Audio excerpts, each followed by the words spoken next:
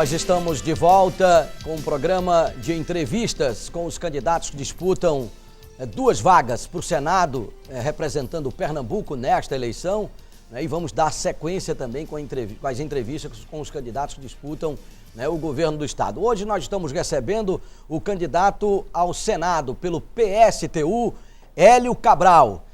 Nós pedimos para as assessorias dos candidatos que, quando viessem para cá, trouxessem pelo menos 5 pontos.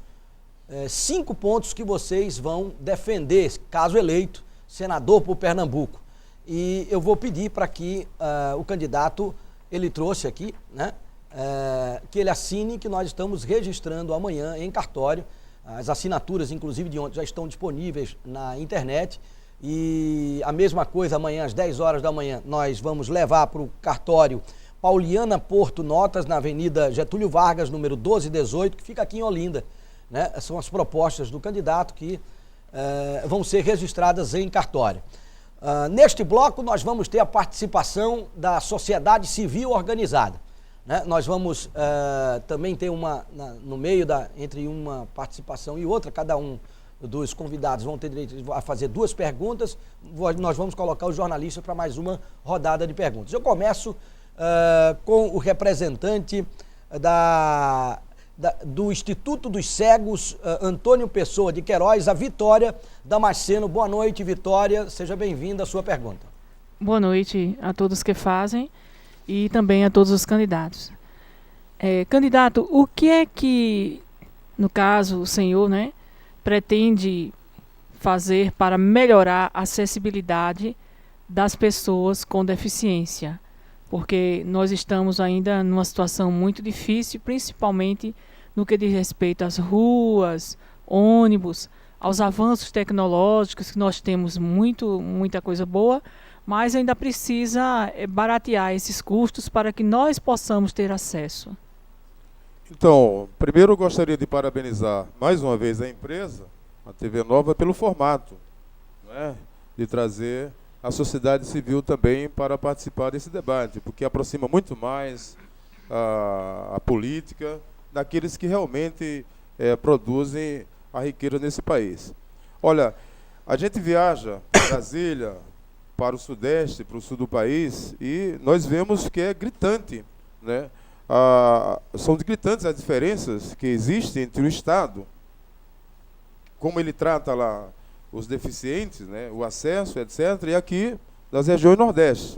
Um pouco contraditório, porque o Estado ele é excludente, nós dissemos aqui que o modelo capitalista é um modelo excludente, e, portanto, todas as formas de vida são pouco vistas por esse regime que visa o lucro, absolutamente o lucro, a mais-valia, mais-valia. Então, a atenção com os deficientes é uma coisa absolutamente inexistente nesse estado de Pernambuco, para a gente não abranger o Nordeste. Então, falta ônibus com elevadores e, como a companheira falou, tem tecnologia, existem ônibus com elevadores. Eu acho que tem 1 ou 2 aqui nesse estado, eu nunca vi um pessoalmente. Você não vê acesso de rampas nos cinemas, nas repartições públicas. Eu tive um caso, mais ou menos há uns 15 anos atrás, onde a gente brigou, teve uma briga interna com alguns colegas, o que é ruim, você brigar com um colega de trabalho, você termina convivendo com ele 30 anos, 40 anos da vida, exatamente porque a gente queria construir um laboratório na Universidade de Química Orgânica, no primeiro andar. Nós tínhamos um laboratório que ainda existe lá hoje, pequenininho, e queríamos expandir para cima. E o grande problema era que a gente queria construir uma rampa, porque tem uma colega nossa que fez uma cirurgia e ficou paraplégica. E aí a dificuldade era construir a rampa, porque ela ia implicar em mais dinheiro do que o prédio, etc. A gente pegou essa briga, para você ver a falta de sensibilidade das pessoas. Então, morei também em Fortaleza. Lá eu me lembro de um sinal sonoro que tem lá para deficientes visuais. Tá? Um sinal, que fica exatamente na frente do Instituto. Então, aonde você anda, o Estado brasileiro ele é um Estado voltado para o lucro, para a mais-valia. Então, a natureza, os deficientes, são todos excluídos. Os negros, as mulheres, são todos excluídos. Então, por isso que a gente está aqui a defender uma sociedade em que as pessoas, os trabalhadores, as mulheres, as crianças que produzem a riqueza desse país, tenham acesso. Também me perguntaram um dia desses sobre a questão de você ampliar vagas, por exemplo, no serviço público para pessoas com relação à raça, para negros ou índios, etc. Eu coloquei para o seguinte, ó, vamos debater uma coisa mais real, uma coisa que seja mais necessária. Por exemplo, o empresariado, em alguns setores, dando exemplo, postos de gasolina, absolveram alguns. Em alguma campanha que o Estado fez, eu me lembro, algum tempo atrás, absolveram alguns deficientes naquele tipo de trabalho, da bomba, etc. Então, algumas empresas, o próprio Estado, já tem uma legislação em que nos concursos públicos inclui uma parcela, uma cota. Aí o camarada vem perguntar, mas vão abrir cota para serviço público, né, para médico? Quantos negros vão aparecer lá? Quantos médicos negros vão aparecer lá? Então, isso é ficção científica. Vamos debater o caso do deficiente e que o Estado não dá absolutamente nenhum respeito, nenhuma consideração pelas razões que ela acabou de colocar e a gente diagnostica, vê isso diariamente, né? O Wellington Medeiros, Infelizmente.